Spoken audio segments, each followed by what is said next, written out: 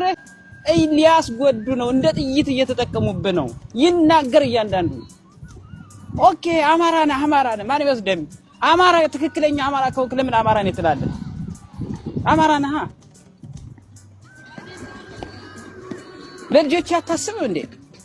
ለባለቤት አታስብም እንዴ ምክርን የሚጠላ ሰው ምክር በመጨረሻ ምክርን ሰው ሲመክረው የሚጠላ ሰው መጨረሻ ምክርን በሁለት መንገድ ይገዛል አንድ ወይኔ ሁለት ደግሞ ጠበቃ ይዛል መቀበሪያ ነው በቃ ነው እንዴት ትክክል ነው እኔ እንገረ አቁም እኔ ወንተ ምን ነገር አጀንዳን አካሄድ ግን ትቀበራላችሁ አትቀበሩም አትበል እንዴ እስራኤል እኮ መላገጫ እኮ አይደለም በሱዳን የመጣው ለምሳሌ እኔ ወንድም በሱዳን ሞታል አይደለም ታላቅ ወንድሜ ደስ ይለኛል ባገኘው ነበር ቢገባ ለምን እንደዚህ የምታላቁት ለምንድን ነው ቄሶች እናቶች አባቶች በተሰውን እኮ ሙሉ ቀብሮ እኮ የመጣ እኮ አለ አንድ ሰው እኮ የመጣ እኮ አለ ስለጠገባችሁ እኮ ነው ትጠጣላችሁ ታጨሳላችሁ በሙሙ ትገዛላችሁ ይተሳደብ ትባላለ እያንዳንድ ትመጣላችሁ ሁላችሁ እኮ ምን እንደምታረቁ ነው እኮ አውቃለሁ እኮ እያንዳንዳችሁ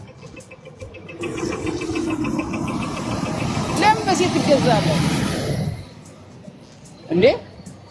በይሳት ምትለፈልፉት እስራኤል ሀገር ሰላም ስለሆነ አይደለም ወታደሮች ይሞቱ አይደለም ማን ባቆመው ሀገር ላይ ነው አይ ሀገር አቁም ያለው ሀገሬ ነው ካልከኝ ኢትዮጵያ ገባ አባና ቁንጫና ተዋን ሲበላ ታውቀዋለህ ፍሳሽ ጎጆ ላይ አርስ ትኖር የነበረው ምንድነው የምታወሩት ምንድነው ለምንድነው በህዝብ ደሞች በወንድማችን ደሞች በእህቶቻችን ደሞች በአባቶች ደሞች በሃይማኖት አባቶች ደሞች የምትቀልዱት ምንድነው ወይስ የሚናገረን ሰው የለ ነው መናገርኩ ይቻላል እኮ ጥሩ አይደለም እኔ በቃ ነው የምነግርህ አሁን ያስከው ውጣ እኔ ነው የምነግርህ ያዝ ግን የምትናገረው መቀበሪያ ያለ መቀበሪያ ሎ ምንድነው መቀበሪያ ወንድሞቻችን እህቶቻችን እየሄዱ አስከሬን አይደለም ይመጣው አይደለም እንዴ ከዚህ አይደለም እያስጠቆማችሁ የምታስመቱ የምታስገርፉ ማን ነው የሚሰጥ መረጃ ማን ሄድ ምን ሄድ ማን ያውቃል ለምን ወጣ ይናገሩ አማራ ማለት አማራ መብት ነው ምን አገባኝ ነኝ እንዴ ደሞ አቁሞ አገሪቱን አቁሞ